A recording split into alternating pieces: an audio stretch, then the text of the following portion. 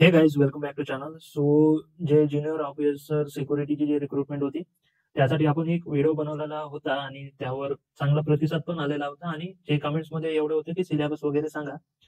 तर जे 2023 मध्ये आलेली होती ना आपली रिक्रुटमेंट, त्याचं मला फॉर्म आय थिंक 17 फेब पर्यंत चालू होते वाटते ते फॉर्म. आणि 14 फेब्रुवारीला ते सिलेबसचं जे नोटिफिकेशन आहे ते आलेलं होतं.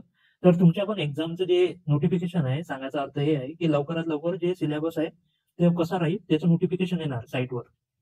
मग तेव्हापर्यंत तुम्ही काय करायचं, तर तुम्ही हा जो सिलेबस आहे जो लास्ट टाइम जो होता तो फॉलो करू शकता. जसे तुमच्या कमेंट्स पण होत्या की कोणता सिलेबस आहे, तर हे 2023 मध्ये जे रिक्रुटमेंट होती त्याचा सिलेबस आपण पाहू आणि नॉर्मली सेम टू सेमच फॉलो होतो. कारण की आमचा पण एईचा जेव्हा म्हणजे एक्झाम होती तेव्हा पण जो आधी 2016चा जो पॅटर्न होता तोच फॉलो केला गेला आणि तुमचा पण मॅक्झिमम हाच पॅटर्न फॉलो केला जाणार आहे. सो तुम्ही म्हणजे याला फॉलो करा आणि जेव्हा नवीन जो या रिक्रुटमेंटचा जो सिलेबस राहील तो जेव्हा येणार मग त्याला फॉलो करायचं. तर हा सिलेबस आहे जर तुम्ही बघितलं तर, syllabus and distribution of marks junior officer security. तर यामध्ये बघा, पहिला जो आहे इंटेलिजन्स टेस्ट, त्यामध्ये काय आहे रिझनिंग आणि न्यूमेरिकल ॲबिलिटी हे दोघं मिळून इंटेलिजन्स टेस्ट मध्ये टाकलेलं आहे. त्याचे तुम्हाला 30 प्रश्न राहील आणि 30 मार्क्स राहील. आणि हे बायलिंग्वल राहील म्हणजे इंग्लिश आणि मराठीमध्ये राहील. फक्त जो जनरल इंग्लिशचा जो आहे ना हा वाला, हाच फक्त इंग्लिशमध्ये राहील कारण की तो इंग्लिशमध्येच आहे. तर बाकी सगळे जे राहील ते दोन्ही लँग्वेजमध्ये राहील, इंग्लिश किंवा मराठी. मग दुसरा जो आहे जनरल नॉलेज आहे. तर आणि करंट अफेअर्स, तर जनरल नॉलेजचे 10 क्वेश्चन, 10 क्वेश्चन इच म्हटलं आहे. तर जनरल नॉलेज 10 क्वेश्चन आणि करंट अफेअर्सचे 10 क्वेश्चन, असे 20 क्वेश्चन राहील, 20 मार्क्स राहील. ठीक आहे. त्यानंतर कम्प्युटर लिटरसी आणि त्याच्यामध्ये काय राहील, एम एस ऑफिस हँडलिंग तुम्हाला आली पाहिजे. हे इथे मेन्शन केलं आहे. तर तुमचं एम एस ऑफिस चांगल्या प्रकारे तुम्हाला आलं पाहिजे कारण की इथं मेन्शन आहे कम्प्युटर लिटरसी मध्ये. त्याचे 20 प्रश्न राहील आणि मॅक्झिमम मार्क्स 20 राहील पूर्ण. आणि मग जनरल इंग्लिश आहे आपल्याकडे, जनरल इंग्लिश आणि जनरल मराठी, याचे 25 क्वेश्चन राहील आणि 25 मार्क्स राहील. तर तुम्हाला माहित आहे इथे तुम्हाला इंटेलिजन्स टेस्ट मध्ये रिझनिंग आणि न्यूमेरिकल ॲबिलिटी 30 क्वेश्चन म्हणजे मे बी 15-15 येणार. 15 रिझनिंग, 15 न्यूमेरिकल ॲबिलिटी. फिक्स नाही आहे इथं, असं म्हटलं नाही आहे की 15 क्वेश्चन इच. तर हे व्हेरी करू शकते, पण तुम्ही 15-15 कन्सिडर करू शकता. तर 30, 20, 20, 25, 25 असे तुमचे टोटल नंबर ऑफ क्वेश्चन किती होणार, 120. आणि मॅक्झिमम मार्क्स किती होणार, 120, कारण की एका क्वेश्चन्सला 1 मार्क्स आहे. तर असे किती क्वेश्चन्स होणार, तर असे 120 क्वेश्चन, 120 मार्क्स झाले. आणि बायलिंग्वल तुम्हाला माहित आहे सगळे ह्याच्यात बायलिंग्वल राहील.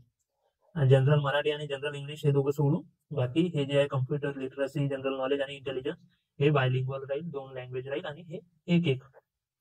आणि 100 मिनिट्स राहील. 100 मिनिट्स म्हणजे किती होणार माहिती आहे का, 60 म्हणजे 1 तास आणि आणखी 40 मिनिट्स, असे 100 म्हणजे 1 तास 40 मिनिटं तुम्हाला भेटून जाईल. तर एवढा टाइम राहील. आता जर तुम्ही ऑप्शन्स पाहिले तर 5 ऑप्शन्स राहील कारण की आयबीपीएस कंडक्ट करत आहे. पण निगेटिव्ह मार्किंग नाही राहणार, तर हे चांगलं तुमच्यासाठी आहे. कारण की बाकी आमच्या पण एक्झाम्स मध्ये निगेटिव्ह मार्किंग नव्हती. तर तुम्ही शेवटचे जे 5 मिनिटं राहील ना, हे 100 मिनिट्स आहे ना, तर यापैकी तुम्ही 95 मिनिट्स पर्यंत तुमचं नॉलेज तिथं दाखवा. आणि शेवटचे जे 5 मिनिटं राहील ते मग जेवढे पण तुमचे क्वेश्चन्स नाही बनलेले राहतील तेव्हा तुम्ही इथे म्हणजे गेस करू शकता. तर शेवटचे जो 5 मिनिटं राहते तेव्हा तो टायमर जो राहते तो रेड होऊन जाते. तेवढ्या याच्यात मग तुम्ही गेस करून घ्यायचे जेवढे पण क्वेश्चन तुमचे राहतील. पण आय थिंक तुम्ही हे लवकरच करून घेणार कारण की हा होऊन जाणार, 1.5 तासात पेपर होऊन जाणार. बाकी तुमच्या अभ्यासावर आहे. आणि मग आता हे वालं असं तुम्ही हा पूर्ण सिलेबस फॉलो करू शकता.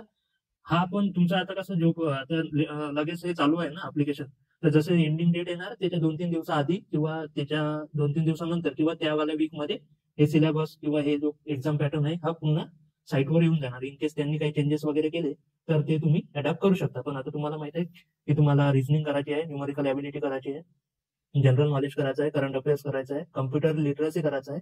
त्यामध्ये पण एम एस ऑफिस चांगला करा, जनरल इंग्लिश आणि जनरल मराठी करून ठेवा. तर हा ऑनलाईन टेस्टचा तुमचा सिलेबस आहे, क्वेश्चन्स आहे, मार्क्स आहे, ते कोणत्या लँग्वेज मध्ये आहे ते आहे आणि ड्युरेशन आहे. आय होप हा व्हिडिओ तुम्हाला आवडला असेल आणि थोडंफार तुम्हाला आयडिया भेटली आहे की नेमकं काय अभ्यास करायचा आहे, जशी तुमची कमेंटमध्ये डिमांड होती. तर चॅनलवर नवीन असाल तर सबस्क्राईब करून घ्या आणि बघतो आणखी पण तुमच्यासाठी काही व्हिडिओ आणता येईल तर मी घेऊन येण्याचा नक्कीच प्रयत्न करेन. तर आवडला असेल तर लाईक करा, या व्हिडिओला शेअर करा आणि आपल्या चॅनलला सबस्क्राईब करायला विसरू नका आणि आपलं टेलिग्राम चॅनल आणि इंस्टाग्राम पण आहे, त्याला पण फॉलो करायला विसरू नका. भेटूया नेक्स्ट व्हिडिओमध्ये, तेव्हापर्यंत जय हिंद, जय महाराष्ट्र.